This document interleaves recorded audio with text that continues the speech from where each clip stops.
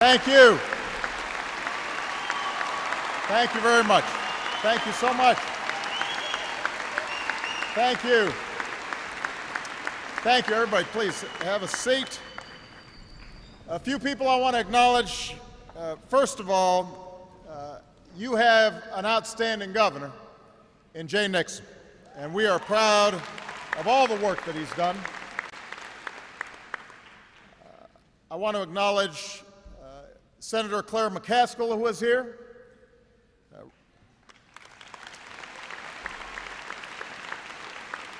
Representative Billy Long.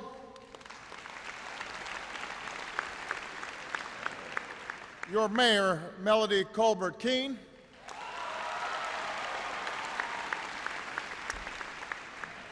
Somebody who doesn't get a lot of attention, but does amazing work all across the country, including here in Joplin. The head of FEMA, the administrator, Craig Fugate, who spent an awful lot of time here helping to rebuild.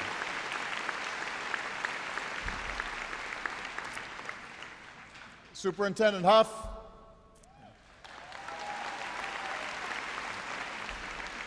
Principal Cicada.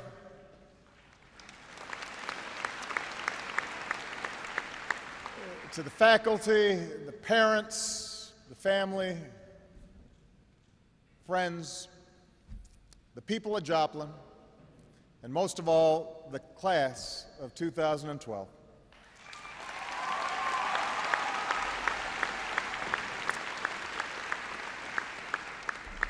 Congratulations on your graduation, and thank you for allowing me the honor of playing a small part in this special day. Now, the job of a commencement speaker primarily is to keep it short. Chloe, they've given me more than 2 minutes. But the other job is to inspire. But as I look out at this class and across this city, what's clear is that you're the source of inspiration today. To me, to this state, to this country, and to people all over the world. Last year, the road that led you here took a turn that no one could have imagined. Just hours after the class of 2011 walked across this stage, the most powerful tornado in 6 decades tore a path of devastation through Joplin that was nearly a mile wide and 13 long.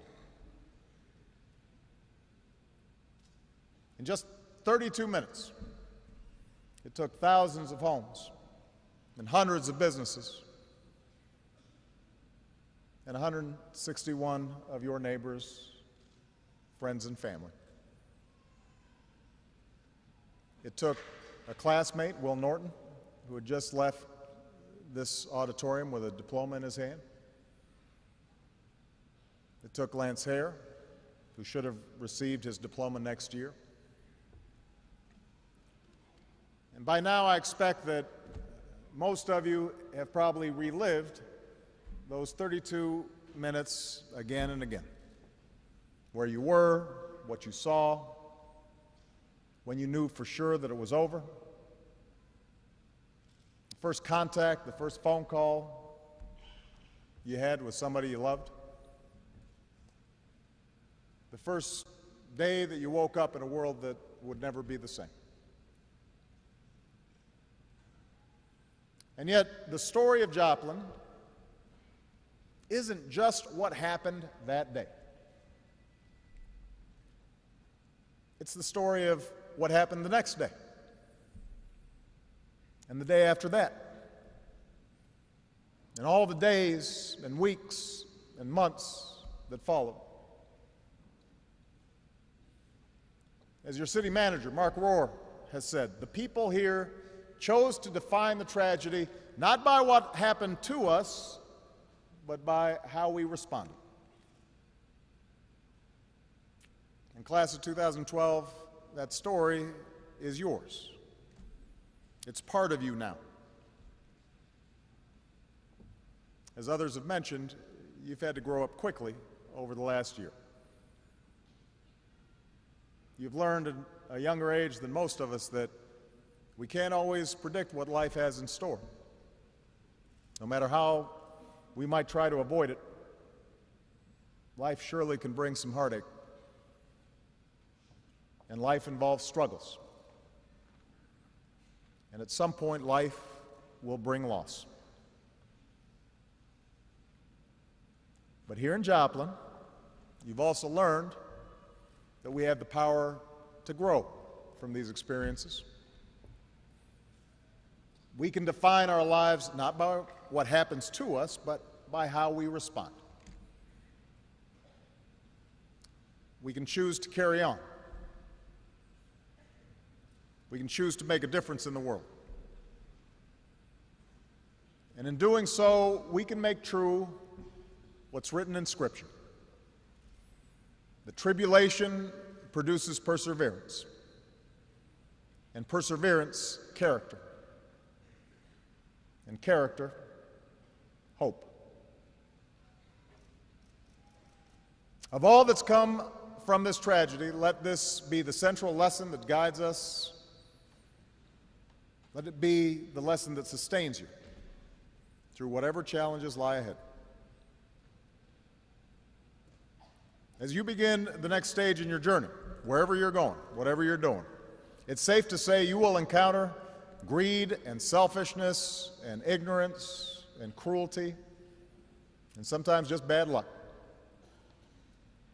You'll meet people who try to build themselves up by tearing others down. You'll meet people who believe that looking after others is only for suckers. But you're from Joplin, so you will remember. You will know just how many people there are who see life differently. Those who are guided by kindness and generosity and quiet service.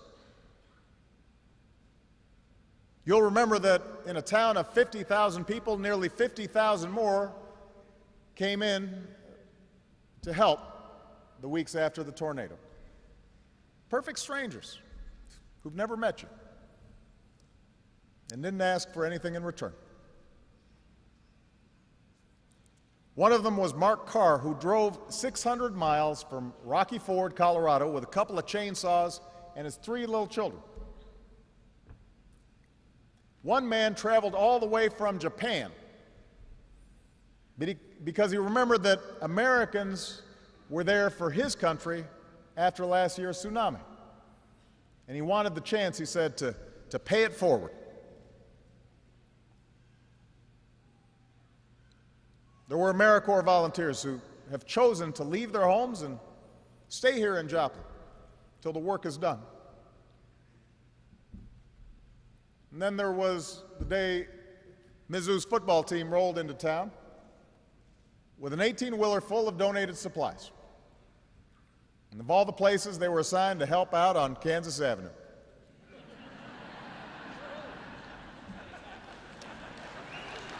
Yeah.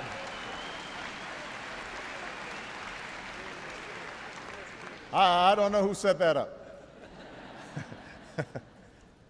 And while they hauled away washing machines and refrigerators from the debris, they met a woman named Carol Mann who had just lost the house she had lived in for 18 years. And Carol didn't have a lot. She works part-time at McDonald's. She struggles with seizures. And she told the players that she had even lost the change purse that held her lunch money. So one of the players went back to the house, dug through the rubble, and returned with the purse with $5 inside. And Carol's sister said, so much of the news that you hear is so negative. But these boys renewed my faith that there's so many good people in the world. That's what you'll remember. because you're from Joplin. You'll remember the $500,000 donation that came from Angelina Jolie and some up-and-coming actor named Brad Pitt. But you'll also remember the $360 that was delivered by a 9-year-old boy who organized his own car wash. You'll remember the school supplies donated by your neighboring towns. But maybe you'll also remember the brand new laptops that were sent from the United Arab Emirates, tiny country on the other side of the world. When it came time for your prom, makeup artist Melissa Blayton organized an effort that collected over 1,000 donated prom dresses. FedEx kicked in for the corsages. Joplin's own Liz Easton, who had lost her home and her bakery in the tornado, made 1,500 cupcakes for the occasion. They were good cupcakes.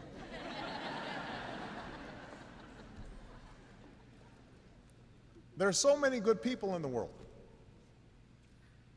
There's such a decency, a bigness of spirit in this country of ours. And so, class of 2012, you got to remember that. Remember what people did here. And like that man who came all the way from Japan to Joplin, make sure in your own life that you pay it forward. Now, just as you've learned the goodness of people, you've also learned the power of community. And you've heard from some of the other speakers how powerful that is. And as you take on the roles of coworker and business owner, neighbor, citizen, you'll encounter all kinds of divisions between groups. Divisions of race and religion and ideology. You'll meet people who like to disagree just for the sake of being disagreeable. You'll meet people who prefer to play up their differences instead of focusing on what they have in common, where they can cooperate. But you're from Joplin. So you'll always know that it's always possible for a community to come together when it matters most. After all, a lot of you could have spent your senior year scattered throughout different schools, far from home. But Dr. Huff asked everybody to pitch in so that school started on time right here in Joplin. He understood the power of this community. And he understood the power of place. And so these teachers worked extra hours. Coaches put in extra time. That mall was turned into a classroom.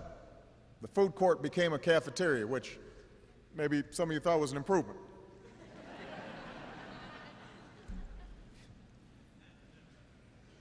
And yeah, the arrangements might have been a little noisy and a little improvised, but you hunkered down, you made it work together. You made it work together. That's the power of community. Together, you decided this city wasn't about to spend the next year arguing over every detail of the recovery effort. At the very first meeting, first town meeting, every citizen was handed a Post-it note and asked to write down their goals and their hopes for Joplin's future. And more than 1,000 notes covered an entire wall and became the blueprint that architects are following to this day. I'm thinking about trying this with Congress, giving some Post-it notes.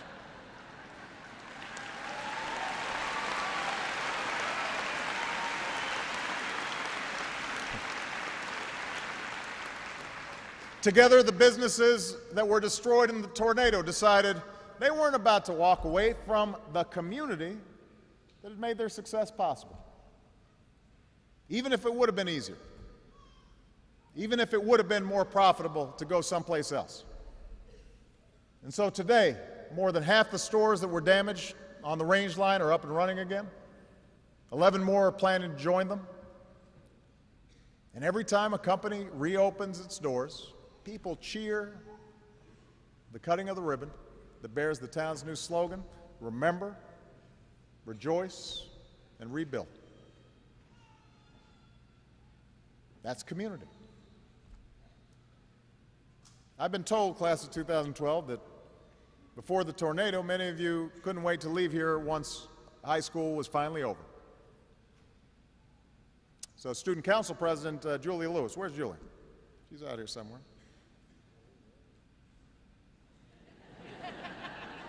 She's too embarrassed to raise her hand. I'm quoting you, Julie.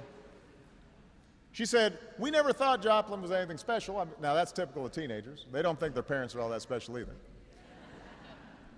But seeing how we responded to something that tore our community apart has brought us together. Everyone has a lot more pride in our town. So it's no surprise then that many of you have decided to stick around. Go to Missouri Southern, go to colleges or community colleges that aren't too far away from home. That's the power of community. That's the power of shared effort and shared memory. Some of life's strongest bonds are the ones we forge when everything around us seems broken. And even though I expect that some of you will ultimately end up leaving Joplin, I'm pretty confident that Joplin will never leave you. The people who went through this with you, the people who you once thought of as simply neighbors or acquaintances, classmates, the people in this auditorium tonight, you're family now. They're your family. And so my deepest hope for all of you is that as you begin this new chapter in your life, you'll bring that spirit of Joplin to every place you travel, to everything you do. You can serve as a reminder that we're not meant to walk this road alone, that we're not expected to face down adversity by ourselves. We need God. We need each other. We are important to each other, and we're stronger together than we are on our own. And that's the spirit that has allowed all of you to rebuild this city. And that's the same spirit we need right now to help rebuild America. And you, class of 2012, you're going to help lead this effort. You're the ones who will help build an economy where every child can count on a good education.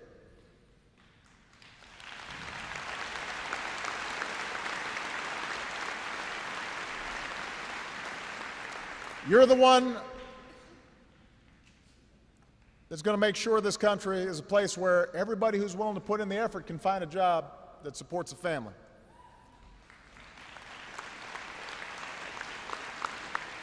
You're the ones that'll make sure we're a country that controls our own energy future, where we lead the world in science and technology and innovation. America only succeeds when we all pitch in and pull together. And I'm counting on you to be leaders in that effort, because you're from Joplin, and you've already defied the odds. There are a lot of stories here in Joplin of unthinkable courage and resilience over the last year, but still there's some that stand out, especially on this day. And by now, most of you know Joplin High senior Quentin Anderson. He's already looking embarrassed. Somebody's talking about him again. But Quentin, I'm going to talk about you anyway. Because in a lot of ways, Quentin's journey has been Joplin's journey. When the tornado struck, Quentin was thrown across the street from his house. The young man who found Quentin couldn't imagine that Quentin would survive his injuries. Quentin woke up in a hospital bed 3 days later.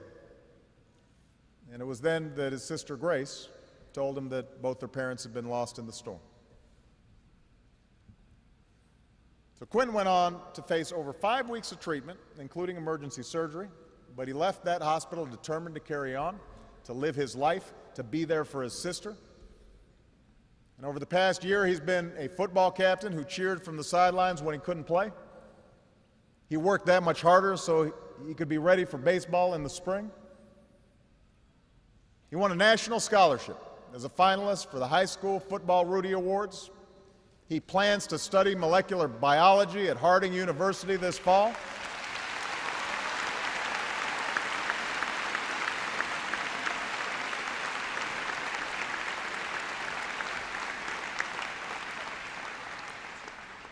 Quinn has said that his motto in life is always take that extra step.